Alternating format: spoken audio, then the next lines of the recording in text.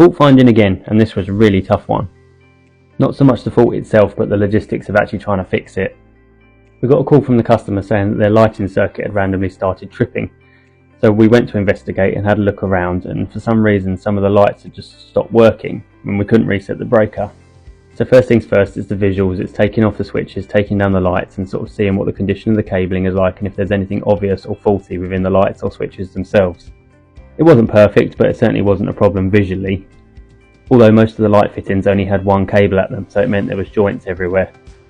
Next thing was to get out the tester and start testing the cables between. This was quite tricky being that there was only a single cable, so the next logical option was to start cutting up the floor above the fittings, and unfortunately it was sheet wood, so we had to try and cut up slots in it. Up come the gripper rods, and we had to drill out some of the screw threads because they were all ruined as well, and then it was out with a chop saw to start cutting up small patches above the fittings to try and find the lighting junctions. Thankfully, after all these years, you start getting some instincts about where things might be located, and after cutting up relatively small areas, we were finding lighting boxes straight away. Unfortunately, having found these boxes, when testing it, we'd located that the neutral was faulty.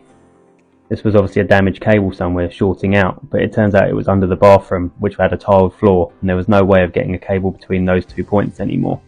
We tried rodding cables and all sorts of other options, but it just proved that it was never going to work, so we started putting some of the floor back down, and then had the logical idea to supply that particular part of faulty circuit from a fuse spur.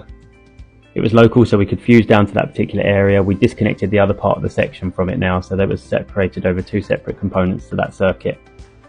That way it reinstated a new feed and neutral to that particular part of circuit. The other part was separated, and it meant that those 2 lights could now work independently. It just needed labelling. So after that, everything started coming on perfectly again. We had no more issues, the breaker wasn't tripping anymore, and we tested all the cabling to make sure it was all fine. The faulty section of cabling was now disconnected and safe. After that, it was a mammoth clear up and getting all the floors back down again as we normally do. And it was another fault find done, another happy customer because we didn't have to rip up her bathroom floor to get the job done. You know the score by now. Give us a follow and follow us for more fault finds.